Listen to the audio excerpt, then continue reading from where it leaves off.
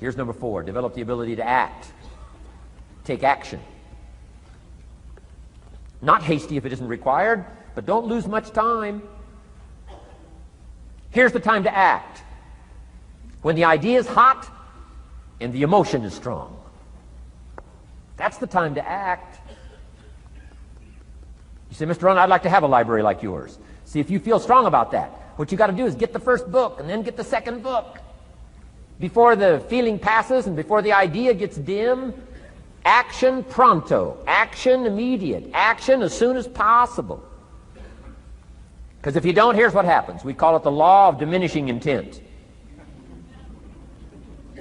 We intend to when the idea strikes us. We intend to when the emotion is high. But now if you don't translate that into action fairly soon, now the intent starts to diminish. And a month from now it's cold. A year from now, can't be found. So act. Set up a discipline when the emotions are high and the idea is strong and clear and powerful. That's the time to set up the discipline. Somebody talks about good health and you're stirred. Says, right, I need to get a book on nutrition. Get the book before the idea passes and before the emotion gets cold. Go for the book. Start the library. Start the process. Fall on the floor. Do some push-ups. Action. Got to take action. Otherwise, the wisdom is wasted. Otherwise, the emotion soon passes. Unless you put it into a disciplined activity. Capture it.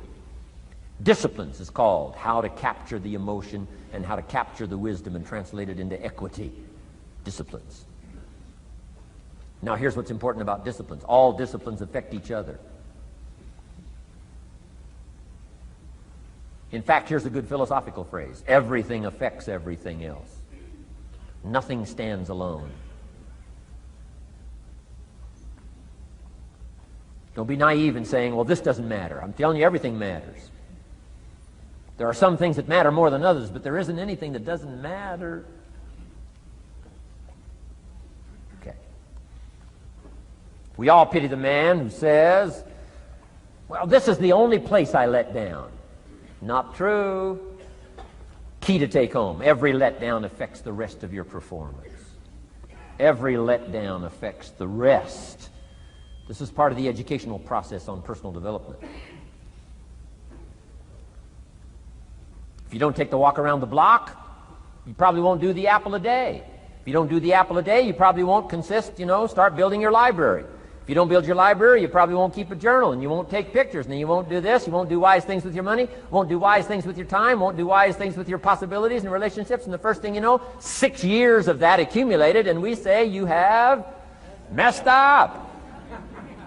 So the whole key to reversing that process now is to start picking up these disciplines. Now here's the positive side. Every new discipline affects the rest of your disciplines. Every new one affects the rest. That's why action is so important. The least action, the smallest action. Take it. Because when you start accomplishing and the value starts to return from that one action, it'll inspire you to do the next one and the next one and the next one. You start walking around the block, it'll inspire you to get an apple. Get an apple, it'll inspire you to get a book. Get a book, it'll inspire you to get a journal. Get a journal, it'll inspire you to grow, develop some skills. All disciplines affect each other. Every lack affects the rest. Every new affects the rest. The key is to diminish the lack and set up the new. And you've started a whole new life process. Key. Also, one more thought on discipline. Here's the greatest value of discipline. Self-worth. Self-esteem. People are teaching self-esteem these days, but they don't connect it to disciplines. The least lack of discipline, and it starts to erode our psyche. One of the greatest temptations is to just ease up a little bit, right? The slightest lack of doing your best starts to erode the psyche. Instead of doing your best, doing just a little less than your best. Sure enough. You say, well, it's just going to affect my sales. No, it's going to affect your consciousness. It's going to affect your philosophy. Now you've begun in the slightest way to affect your own philosophy. Here's the problem with the least neglect. Neglect starts as an infection. And if you don't take care of it, it becomes a disease. And one neglect leads to another. And the worst of all, when neglect starts, it diminishes our self-worth, our self-confidence, our self-value. You say, well, how can I get back my self-respect? I'm telling you, you don't have to go to 29 classes. All you have to do is start the smallest discipline that now corresponds to your own philosophy, like I should, and I could, and I will. No longer will I let neglect stack up on me so that I will have the sorry scenario 6 years from now, giving some excuse instead of celebrating my progress. That's the key to discipline. Okay? Let's get kids involved in the least of disciplines. One more, and then one more, and then another one, and then another one, and then some more. And the first thing you know, you're starting to weave the tapestry of a disciplined life into which you can pour more wisdom and more attitude and more strong feeling, more faith and more courage. Now you've got something, a vessel in which to put it. And now the equities start to flow. And the early return, I'm telling you, if you'll start this process, the early return will have you so excited. You'll commit yourself to this strategy for the rest of your life. You'll never go back to the old ways. Join a new crowd. Join a new group. The disciplines to do it. Take action. I recommended the last time I was here the little book, Richest Man in Babylon, and I said I've lectured now to over 3 million people in the last 33 years, and I've recommended this little book to almost all of them, I think. Guess how many have actually gone and got this little book? Answer, very few. My best guess is 10%. Such an easy thing to do. In that last seminar, right, I suggested this little book, number one, is easy to find. Number two, it's easy to buy. The most you can pay for it, $6, $7, $8. You can borrow that from your kids. And number three, it's easy to read. It's in story form. That's why I use it for teenagers, teaching them how to be rich by 40, 35 if you're extra bright, much sooner if you find a unique opportunity. But if it's easy to find and easy to buy, and if it's easy to read, why wouldn't everybody go get it? We don't know. What do you know? You don't know. I don't know. Nobody knows. Here's how profound it is. Some do and some don't. Now here's the numbers. About 10% do. 90% don't or won't. And we don't know the mystery of that. And I'm telling you, 10 years from now, those numbers will still be the same. 10% will, 90% won't. The numbers don't change. Only the faces change. You're looking at one of the faces. I used to belong to the 90% who couldn't be bothered even if it was easy. Guess how many people have a library card? Wisdom of the world available. Transform your life in any value amount you want. By the way, how much is a library card in Texas? Free. Here's what free is. Easy. I mean, it can't be any easier than free. Somebody says, well, would you bring it by? Well, no. At least you got to go get it. No.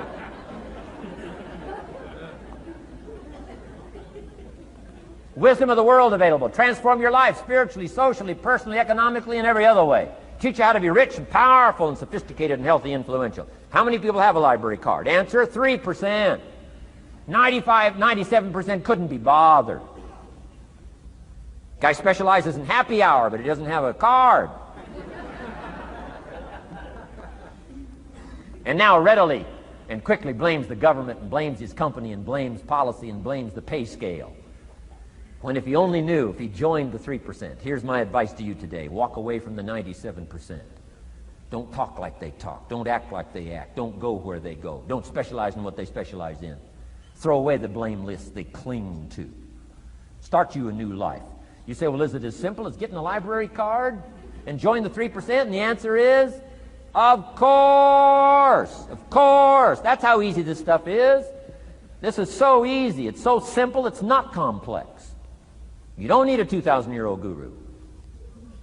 You don't need multi-track affirmations. I'm telling you, don't. Affirmation without discipline is the beginning of delusion. Key. Don't let somebody sweep you into some contrary way to nature itself says, unless you labor. The miracle of the seed and the soil and the seasons and God and all the other stuff that's available, sunshine and rain, that's not available to you by affirmation. It is only available to you by labor. So labor well. Okay.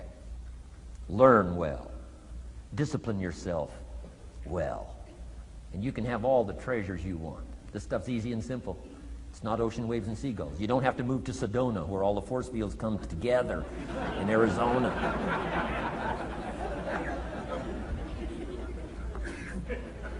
Let's teach our kids the simple ways to transform their health, number 1. Their economics, number 2. Their ability to communicate, number 3. Their life and treasure and lifestyle, number 4. Spirituality, number 5. And the list goes on and on. Let's not leave out any of the least of disciplines that encourage us to do the next one, to do the next one, to do the next one. First thing you know, this whole scenario for you is spinning up instead of out of control on the negative side. This is all you got to do. It's as simple as this. It's as simple as a start, committing yourself to life change.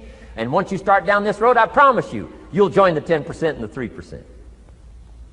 We're going to talk financial independence in just a little while. Guess how many people can retire from the income of their own personal resources when it comes time to retire? Answer, 5%.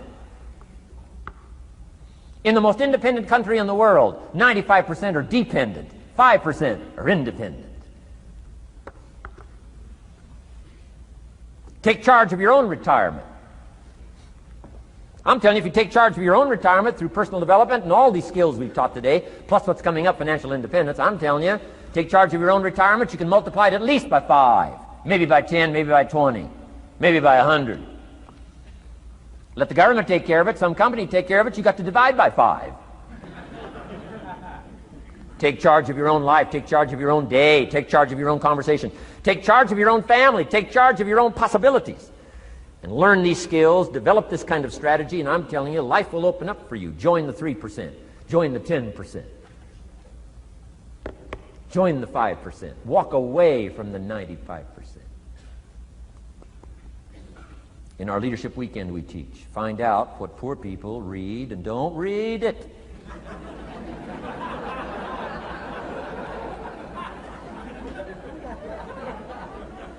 I'm telling you, don't talk like they talk.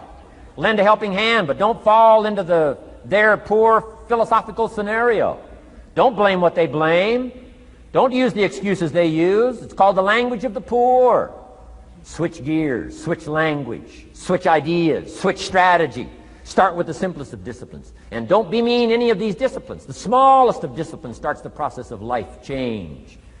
And if you'll invest in this thing called discipline, you can have whatever you wish. It's called the beginning of a miracle. Now here's the last clue on discipline. Do the best you can.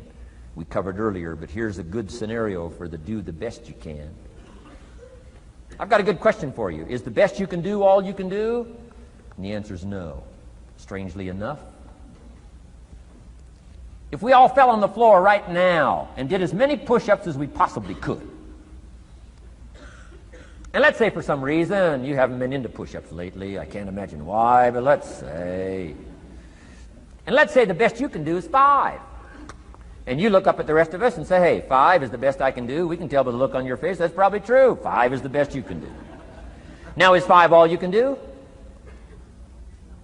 The answer is no. If you rest a little, you can do 5 more. Wow. And if you rest a little, you can do 5 more. And if you rest a little, you can do 15 more. How did we get from 5 to 15? It's a miracle.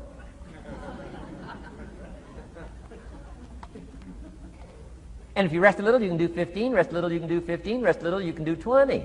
How did you get from 5 to 20? It's a miracle. Did you know you can keep doing that? Do a little more, rest a little, do a little more, rest a little, and finally get up to 50 push-ups? Is it possible to get up to 50 push-ups? Of course. How do you go from 5 to 50? It's a miracle. How do you get a miracle going? Number 1, do what you can. Don't leave out what you can, from writing a letter to your mother in Florida. Start cleaning it all up. 2, doing the push-ups. Go from 5 to 50.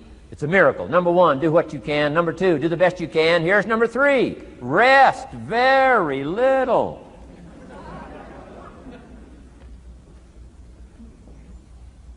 Don't rest too long.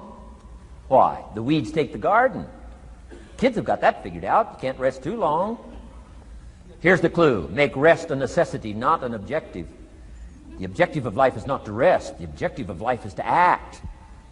Think of more disciplines. Think of more ways and means in which to use your own wisdom and your own philosophy, and use your own attitude, your own faith, your own courage, your own commitment, your own desires, your own excitement.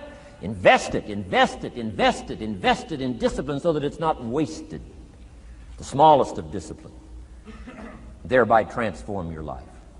Join the 5%, join the 10%, join the 3%. Guess when I went and got this little book, Richest Man in Babylon? The same day I heard about it. I went and got it. Somebody says, well, Mr. Rohn, does that make you different than most other people? And the answer is yes. Somebody says, well, why is that? We don't know. We don't know. What do you know? You don't know. I don't know. None of us knows. Some do and some don't. The numbers don't change. Only the faces change. From those who get in on a seminar like this, listen to a dynamic sermon, read a book, listen to some cassettes, take seriously the next conversation of a friend who wants to level with you, and do something about it. And you can walk away from the 97% and not live there anymore. Because if you don't, the next 6 years of your life will be like the last 6. Mr. Shove said to me, Mr. Rohn, 6 years now you've been working. I'm telling you, the next 6 years of your life is going to be like the last 6 unless you take advantage and start making these personal changes. I made the changes, totally revolutionized my life. So take a look at the next 5 years of your life. It's going to be like the last 5 unless you change. And if you will change, everything will change. Join the 5%. 10 years from now, the numbers are going to be the same. But I'm telling you, some faces in this audience can change and start showing up in the 3% crowd, in the 5% crowd, in the 10% crowd, and thereby dynamically affect your life and your future. Develop these strengths.